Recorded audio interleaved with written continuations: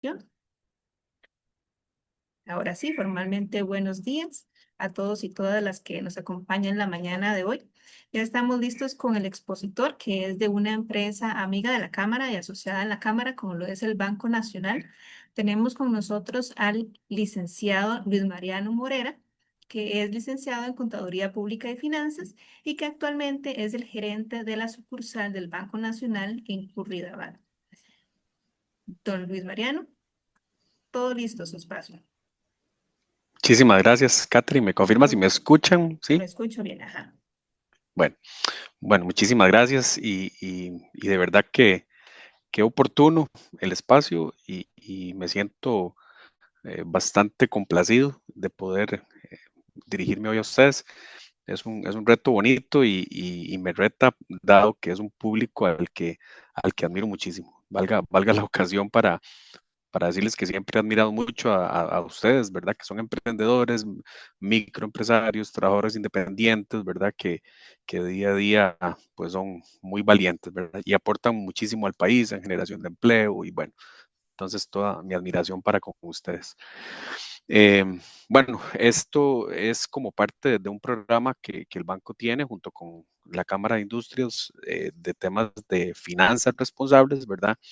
Y cuando se me indica o cuando se me invita a participar, yo digo, bueno, vamos a ver, el tema de finanzas responsables siempre ha ido muy en la línea o muy dirigido a temas de cómo manejo mis presupuestos, que tengo que tener siempre un ahorro, ¿verdad? Cómo controlar los gastos hormigas y todo esto que es sumamente importante, ¿verdad? Y nunca hay información de más al respecto, siempre es oportuno estar lo más actualizado en ese tema. Hay nuevas siempre recomendaciones, nuevos tips.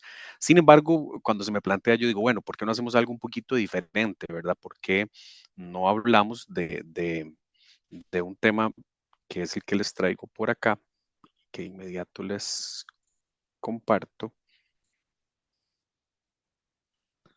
que es el manejo de mis finanzas desde la perspectiva de mi banco, ¿verdad? No sé, Catherine, si me confirma si se ve bien la presentación ahí. Correcto, se ve bien.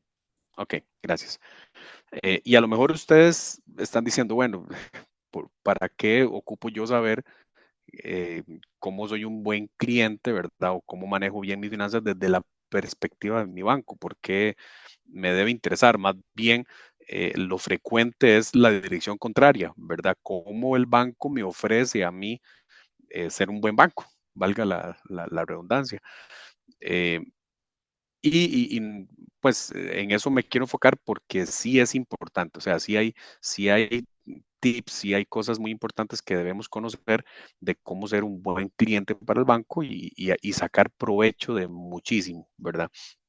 Por supuesto que en el régimen de competencia en el que estamos, los bancos somos los llamados en principio a dar una buena oferta, ¿verdad? Porque estamos en un mercado de oferta y demanda, en dar una buena oferta para que el cliente me elija a mí como banco. Pero bueno, una vez que ya la persona me eligió como banco, ¿qué cosas debe saber la persona para cumplir con lo que el banco me demanda? Entonces, lo que la pregunta inicial es, ¿soy un buen cliente para mi banco? ¿Verdad? Y es lo que les decía, porque siempre la pregunta es al contrario. Pero bueno, vamos a orientarla a cómo ser un buen cliente para mi banco y me voy a centrar en tres dimensiones, por decirlo así.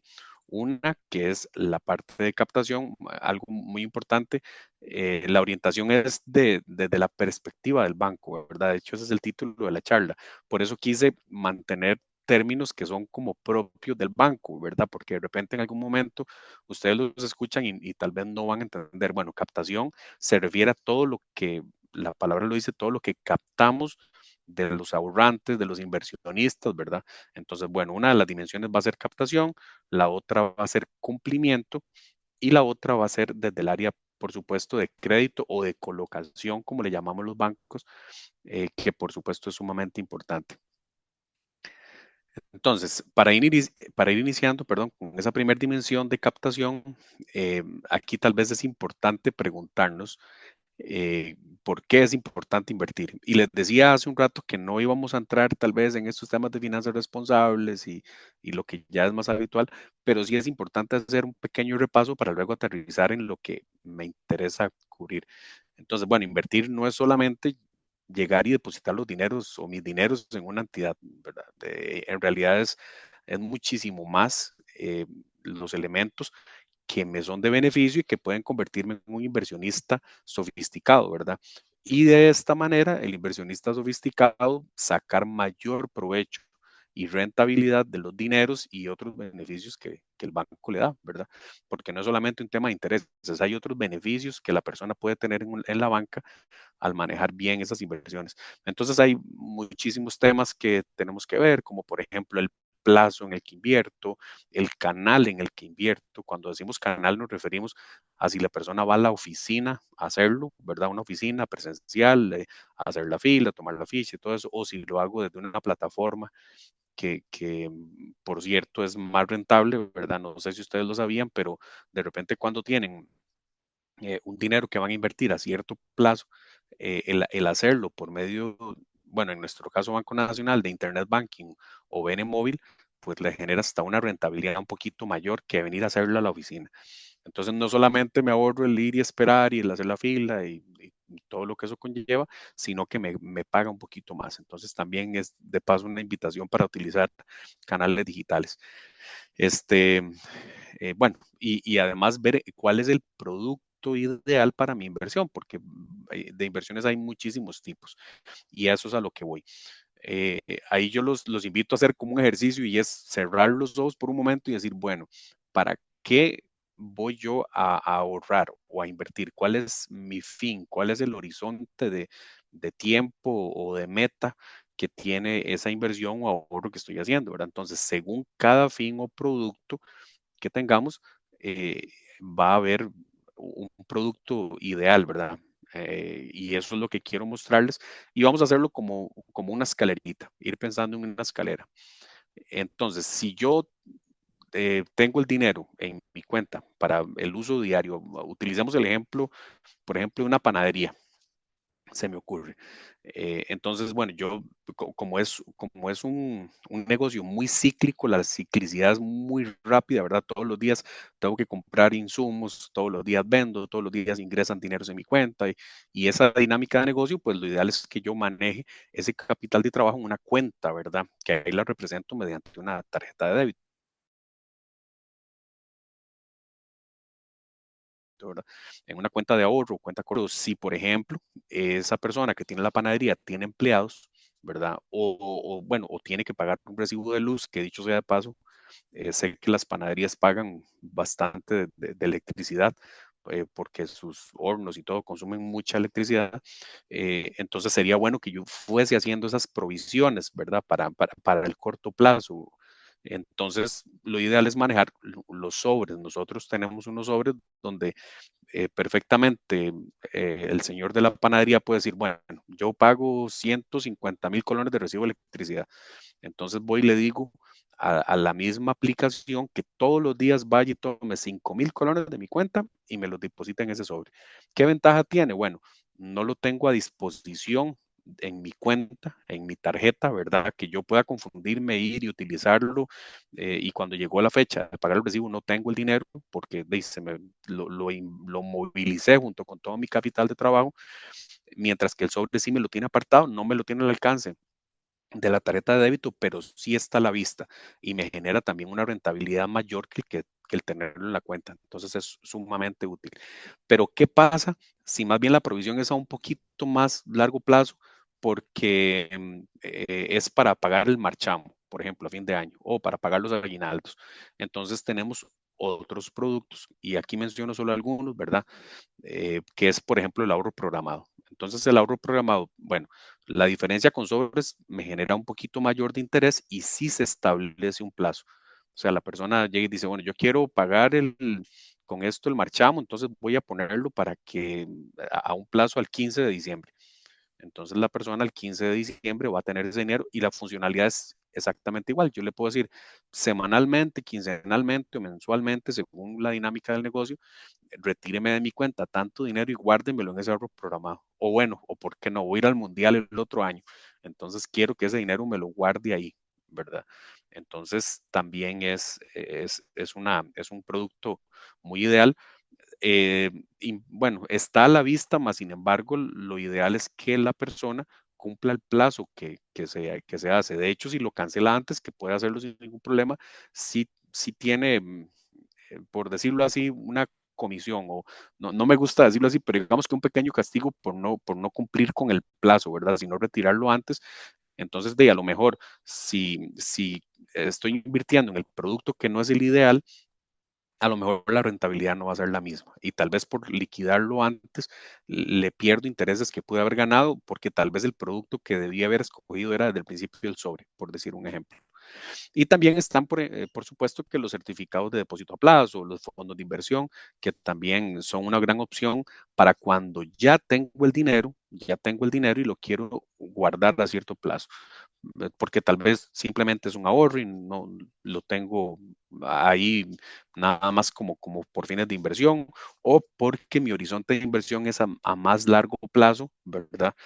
Entonces, qué sé yo, por ejemplo, y continúo con el ejemplo del señor de la panadería, que actualmente alquila, pero ha logrado capitalizar ahí un monto, digamos que 5 millones, para más adelante poder comprar su propia panadería. Bueno, si ya tengo los 5 millones y sé que no va a ser en el cortísimo plazo, entonces puedo utilizar un certificado de depósito a plazo y ponerlo a 1, 2, 3 años, ¿verdad? Que me genera pues un interés ya ahora sí mucho más alto.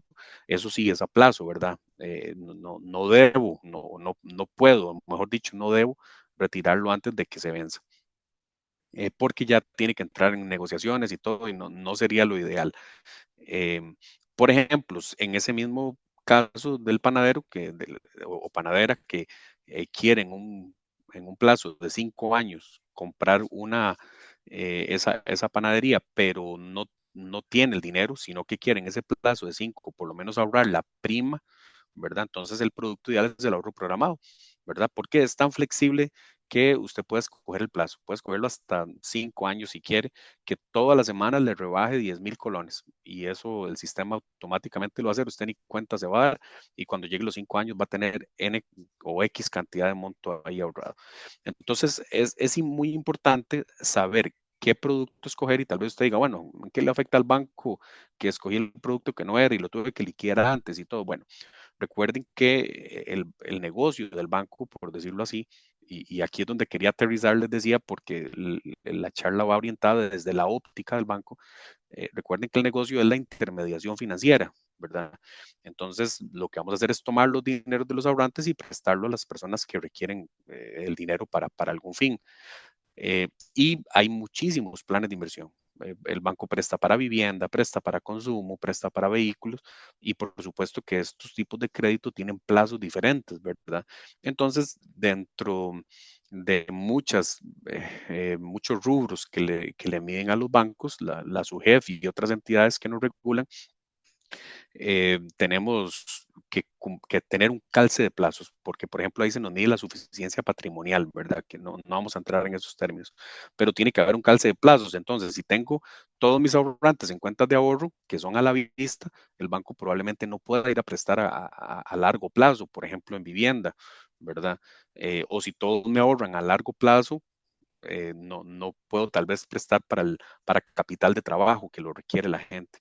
Entonces, tiene que haber un calce de plazos ahí importante y el que la persona me los cumpla o no va a terminar generando hasta un score para ese cliente. Esto es una terminología muy interna, pero sí es importante que la gente sepa que si soy un buen ahorrante, puedo tener para efectos del banco un buen o no tan buen score, ¿verdad? Ahora, ¿en qué le sirve a la persona tener ese score? Bueno, solamente un ejemplo muy rápido para pasar a la siguiente dimensión. Em, Ese ejemplo que les decía, que el señor de la panadería va a ahorrar a 5 años para tener la prima, para comprar más adelante su propio local. Y tal vez el mismo banco le pueda financiar. Lo que ocupa en esos 5 años es acumular una prima o 3 años, no sé, acumular la prima para poder ir y comprar ese local.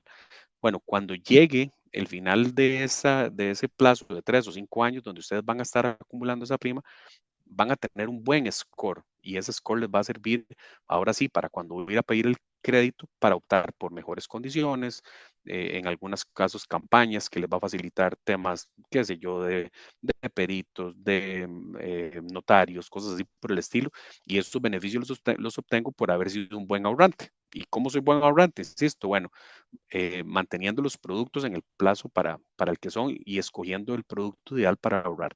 Entonces, sí es una buena recomendación y sí es importante que ustedes lo conozcan. Eso en cuanto a la parte de captación o de inversión. Si tienen preguntas, como decía Katherine, las pueden agregar en el chat y ahora las abordamos. Ahora vamos a pasar a otra dimensión, ¿verdad? O a otra área que es la de cumplimiento. Eh, y recuerden que estoy utilizando terminología bancaria, ¿verdad? Pero es importante que la conozcan. Nosotros como entidad financiera, les decía, somos regulados desde muchos ámbitos y uno de ellos es, y vamos a hablar prácticamente de una ley, en este caso nos vamos a centrar, que es la ley 8204, que tiene un nombre larguísimo, no, no me pidan que se lo recite porque no, no lo recuerdo, pero es la ley de lavado de dinero, estupefacientes, de terrorismo, habla de un montón, el nombre es larguísimo, ¿verdad? Y el ente que lo regula es principalmente la SUGEF, ¿verdad? Eh, Lamentablemente el país se ha visto un poco afectada sus calificaciones a nivel internacional en estos temas porque tal vez o el AMPA ha logrado eh, eh, lavar dinero, ¿verdad? A través del país. Entonces, la SUGEF nos regula muchísimo, ¿verdad? Y cada vez hay más regulaciones y todo que nosotros tenemos que cumplir. Y bueno, por ejemplo, cuando las personas empiezan a transar mucho dinero en sus cuentas, el banco tiene que preguntarles por qué, ¿verdad? Y a veces tal vez para el cliente puede ser un poco incómodo o hasta molesto y no entienden por qué el banco necesita saber. Bueno, no es que el banco necesite saber solamente porque se le ocurre, sino porque tiene que documentar todo esto para efectos de esta regulación. Y les voy a comentar que las multas para los bancos son muy altas por no cumplirlas y tal vez ahí ustedes comprendan por qué a veces me piden ciertas cosas, porque puede haber una multa, en el peor de los casos, que no vamos a entrar en detalle, de hasta un 2% del patrimonio de la entidad.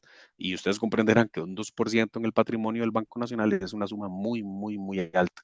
Por eso tenemos que ser muy cuidadosos y regular muy bien esto como se nos pide. Entonces, eh, tiene que ser oportuna la información. Cuando el banco los contacte para pedirles alguna información, para justificar mi perfil financiero o una tipicidad, y aquí les explico. Voy con la parte de perfil financiero y sigo con el ejemplo del panadero, me quedó bienísimo. Resulta que esta persona abrió un negocito pequeño donde vendía ahí un poquito soy de la abuela, entonces voy a decirme el cochones, ahí me disculpan, pero eso es lo que el resto del país conoce como los baguettes, ¿verdad? Pero soy alajuelense, entonces me voy a referir a los famosos melcochones. Vende muchos melcochones y entonces el negocio se le empezó a crecer. Y resulta que al inicio tenía un perfil de hasta $5,000, por poner un ejemplo.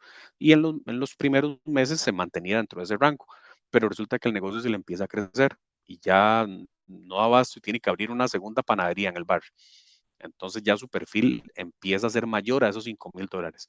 Entonces ahí el banco le va a decir, un momentito, señor panadero, venga y documenteme qué es lo que está pasando, porque ya usted está transando más de esos $5,000. Ah, bueno, es que abrí una panadería y aquí está mi documentación, mi certificación de ingresos o estados financieros o facturas o lo que le presente el banco.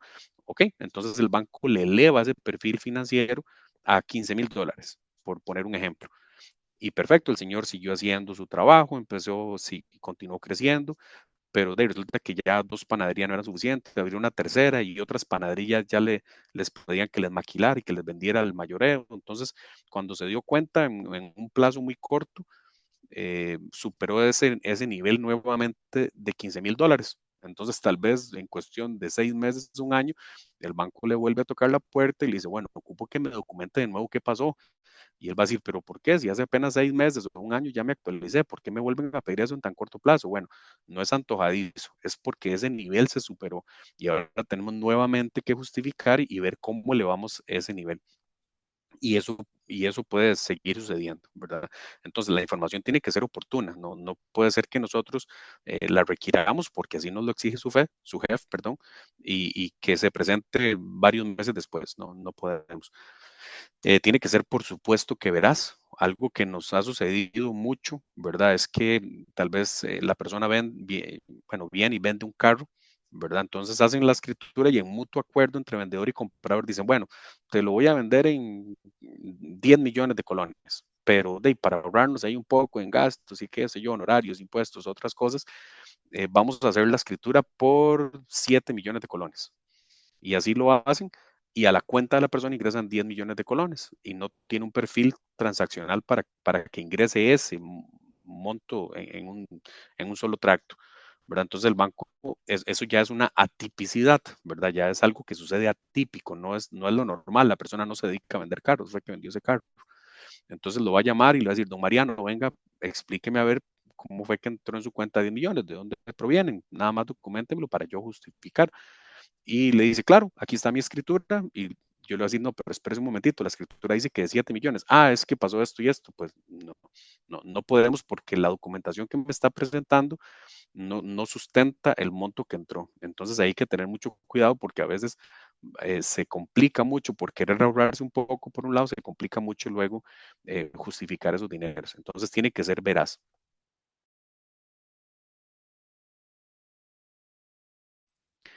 eh, Criterio del banco, que la documentación que me presente sea la que necesito, sino que la misma ley lo va delimitando. Ahora, el año pasado, en julio, estamos cumpliendo un año de eso, hubo algunas modificaciones a la ley que delimitaron la documentación. Entonces, tal vez alguien puede decir, ay, pero qué molesto, porque hace año y medio me permitieron presentar una declaración jurada. Bueno, ya una declaración jurada, por ejemplo, no es una opción, ya no está así delimitada por la ley. Entonces, también ese tema por ahí. Y tiene que ser actualizada, claramente. No podemos tal vez requerir información del cliente y nos presenta información de un año atrás, ¿verdad? Dentro de esa misma delimitación que les mencionaba, se regula cuánto tiempo atrás tiene que cumplir esa información. En este tema de cumplimiento, estas cuatro características deben de cumplirse porque de otra manera, si no, el banco no puede mantener lamentablemente una relación comercial con esa persona. Y si no se cumplen a veces los requerimientos, pues el banco lamentablemente tiene que cerrar toda relación comercial con la persona y no puede volver a transar hasta que no se cumpla con lo que se requiere. Entonces ahí quería sacar el tema porque es importante que conozcan, a veces de repente nos puede parecer un poquito molesto que por qué el banco me está pidiendo tanto, ¿verdad? Bueno, tiene que ver con este tema de cumplimiento de ley, no es algo antojadizo. Este, y la siguiente dimensión o área en la que quería enfocarme, les decían que eran tres, ¿verdad? Es la parte de crédito, que es también sumamente importante. ¿Cómo soy un buen cliente de crédito? Bueno, de repente podríamos pensar que todo se limita a pagar bien, ¿verdad? Pero no. La parte de crédito, el área de crédito, implica muchísimo más que eso, ¿verdad? Pues por supuesto. Bueno, perdón. Antes quiero dar como un repaso, tal vez para que conozcan el análisis de un crédito. Me adelanté una diapositiva, disculpen. Porque un crédito tiene cuatro vertientes, ¿verdad? Que nosotros como banco analizamos. Esto ya es como cultura general. ¿Qué son sujeto de crédito? Ahorita las explico. Plan de inversión, garantía y capacidad de pago. Y quería traerlo porque a veces las personas dicen, no, Dey, pero es que les estoy pidiendo, no sé, voy a poner un ejemplo, les estoy pidiendo 5 millones y les estoy poniendo como garantía de una propiedad, un lote que cuesta 50 millones, ¿por qué no me van a prestar si es suficiente? Bueno, la garantía es apenas una de las cuatro vertientes que nosotros tenemos que analizar al otorgar un crédito. No todo el análisis va a girar en torno a una garantía. O miren, pero es que mi salario es buenísimo o mis ingresos son buenísimos, pero bueno, no solo capacidad de pago vamos a analizar, tenemos que analizar las cuatro áreas. Sujeto de crédito es la persona, es el solicitante, que tenga un buen récord crediticio, que tenga una capacidad moral, le llamamos nosotros. ¿Qué es capacidad moral? Una persona puede tener una excelente capacidad de pago, pero no así una capacidad moral, ¿verdad? De repente gana muy bien, pero no es muy puntual en el pago de sus deudas, no es muy preocupado, de repente tiene varias manchas que llamamos nosotros por ahí, ¿verdad? Nosotros consultamos dos fuentes de información, unas que son el Centro de Información Crediticia de la SUGEF, ¿verdad? Y la otra son pues protectoras de crédito, ¿verdad? Entonces, la persona puede que gane muy bien y que me ofrezca una excelente garantía, pero tal vez su récord crediticio no es tan limpio, ¿verdad? Sino que presenta múltiples atrasos con otras entidades bancarias. En la protectora de crédito me refleja que no ha honrado oportunamente sus deudas, por ejemplo, en casas comerciales o cosas así por el estilo. Y el plan de inversión es para qué quiero el dinero, ¿verdad? Por supuesto, y voy a poner un ejemplo un poco burdo, ¿verdad? Puedo cumplir, puedo ser un excelente sujeto de crédito, dar una buena garantía y tener capacidad de pago, pero si vengo y le digo al banco es que quiero ir a sembrar un poco de cannabis por allá, pues evidentemente ese plan de inversión no es ni legal ni bancable, entonces no vamos a entrar. Entonces, al momento de otorgar un crédito, tienen que cumplirse estas cuatro vertientes. Esto, como les decía, como cultura general, quería que lo supieran porque también a veces llegamos a solicitar un crédito y creemos que por tener muy bien una de las cuatro vertientes o dos de las cuatro vertientes o tres de las cuatro vertientes, ya debo de recibir el crédito, pero no es así. Tenemos que cumplir con estas cuatro y es importante conocerlos. Les decía ahora sí que para ser un buen cliente de crédito, tengo que ver eh, algunos temas, es más que solo pagar, ¿verdad? Uno, por supuesto, que es eh, ser oportuno, ¿verdad? O sea, ser puntual en el pago de mis deudas. Ese es como un punto elemental y creo que es lo básico, ¿verdad? Siempre pagar al día. El banco, vuelvo de nuevo, ¿verdad? Y más todavía en el Banco Nacional, que somos capital estatal, ¿verdad? Entonces tenemos una regulación, pues digamos que mayor, porque manejamos fondos públicos, entonces somos muy regulados y por supuesto que los indicadores de calidad de cartera es algo que nos revisan siempre muy puntualmente. Entonces para nosotros es muy importante que nuestros clientes nos paguen siempre a tiempo. Que cumplamos el plan de inversión, ¿verdad? Porque si yo vengo y pido dinero para, qué sé yo, para comprar una máquina, el señor de la panadería pidió el dinero para comprar una máquina que se usa para que mezcle la harina. Ahí, no soy panadero, ahí discúlpenme si estoy hablando tonteras, pero compró una máquina para que le mezcle ahí toda la harina. Eh, y el banco llegó y le depositó para que fuera a comprarlo, pero ya con la plata no se fue de viaje porque salió la oportunidad de comprar los boletos para el Mundial del otro año. Entonces gastó el dinero en eso y no compró la máquina, ¿verdad? Dijo, no, voy a agarrarlo para esto y por un tiempo voy a seguir mezclándolo yo con las manos y todo el asunto. Entonces no compró la máquina. Bueno, ese es un problema que se da y lamentablemente cuando suceden esos casos y el banco insiste, ¿verdad? Tal vez muéstreme la factura donde lo compró o voy a ir a visitarlo para ver la máquina ya instalada, porque también es otro método de verificar el cumplimiento del plan de inversión y no está la máquina o no hay facturas, entonces, bueno, ahí lo que corresponde es que el banco en el contrato está establecido que si no se cumple, tiene que aumentarle la tasa de interés, ¿verdad? En varios puntos y además también codificar a la persona, o sea, que no puede volver a pedir crédito hasta que no demuestre que cumplió con el plan de inversión. Entonces, esa es una parte también muy importante de conocer. Y también, ya tal vez aquí esto es más dirigido a deudores de montos un poco superiores, ¿verdad? Un poco más altos, que también por normativa su jefe es sujeto a seguimiento cada cierto tiempo.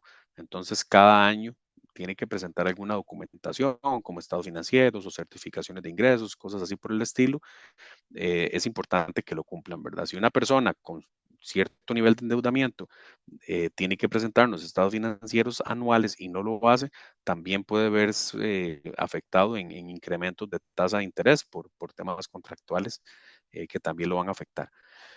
Em, a veces, bueno, no lo mencioné ahorita cuando les hablaba de la puntualidad no es necesariamente tener que venir y pagar todo el monto exacto todos los meses, porque, y máxime, insisto, al público al que me dirijo, que las dinámicas de sus negocios son muy variables, ¿verdad? Entonces puede ser que no sé, que X efecto. Bueno, voy a regresarme a una época bastante fuerte, ¿verdad? Que fue la pandemia, pero a veces tenemos contratiempos, ¿verdad? La enfermedad de un familiar o, bueno, no sé, X cantidad de cosas que se pueden dar, pues también pueden acercarse al banco, ¿verdad? No es decir, de, "Ay, no me alcanzó el dinero para pagar la cuota de este mes y me voy a quedar ahí porque de hasta ver cuándo, no. Lo ideal es que me acerque al banco y les diga, miren, tengo esto y este problema. Entonces el banco tiene mecanismos, puede hacer una prórroga, por ejemplo, de capital y bajarles el monto, ¿verdad? Que solamente me paguen intereses ese mes o los próximos 2, 3 meses, según el impacto que tenga esa situación atípica en sus negocios. Eso es ser también puntual, tal vez no necesariamente llegar con el dinero, pero sí ser puntual. Si el negocio ha sufrido, no sé, ya un efecto mayor, entonces, bueno, se puede hablar de adecuaciones también, ¿verdad? Que es buscar otras opciones, que tal vez estirar un poquito más el plazo, que me disuelva la cuota y ya me permita pagar. Bueno, hay muchísimos mecanismos, pero siempre ahí está como la responsabilidad de la persona para acercarse al banco. Por supuesto que ser un buen cliente de crédito me va a abrir todavía más puertas, ¿verdad? Ya voy a tener opciones tal vez de créditos hasta autoavalados, ¿verdad? Hay montos para pequeños productores de hasta 25 millones sin tener que ir a presentar un aval o un autoaval, perdón, 15 millones, un aval perdón, o sin tener que ir a presentar una fianza o una garantía real, cosas así por el estilo, y todo tal vez por haber construido un buen historial crediticio. Entonces, es importante, como pueden ver, ser un buen cliente de crédito. Este, esos eran como los tres grandes temas. Creo que por ahí ya el tiempo me va alcanzando. Em, Quería dejarles de ahí también, bueno, yo sé que ahorita vamos a abrir un espacio con Catherine para consultas, pero también quería dejarles ahí mi contacto, ¿verdad? Pueden escribirme o llamarme sin ningún problema en cuanto a dudas. Ya si tienen tal vez una posibilidad de negocio o algo más específico, con gusto los oriento a la oficina más cercana, ¿verdad? Para más facilidad y también por zona de influencia. Y por supuesto que si hay alguien de aquí de esta zona de Curriabat o del este, pues me encantaría también recibirlo y ver cómo podemos hacer negocios juntos. Catherine, usted me dice si tenemos alguna consulta por ahí. Muchas gracias, Luis, por el tiempo, por la exposición también la mañana de hoy. Ahí nada más, si gusta, puede dejar de compartir la pantalla Sí, para que no me vean doble. ya, ahora sí, disculpe. Ok, No dejé de mm, compartir. exacto, Lo que hice fue quitar listo, mi cámara. Ahora sí. excelente. Para las personas que se han estado uniendo a lo largo de la charla, que tal vez entraron a la mitad o hace poco, les recuerdo que a los correos que enviaron o que indicaron a la hora de inscribirse, se les va a hacer llegar la grabación de la charla para que la puedan repasar. Por el momento en el chat no tengo consultas. Para las personas que están aquí conectadas, no sé si gustan, también podemos, como somos pocos y tenemos relativamente tiempo, si gustan pueden levantar su mano y abrir su micrófono para realizar alguna consulta o inquietud que tengan, para aprovechar que don Luis está aquí con nosotros, que él es el experto y que puedan evacuarle todas sus consultas. No se vayan con ninguna duda. Vamos a darle unos breves minutos a ver si alguno tiene alguna consulta o tal vez todo quedó bastante claro.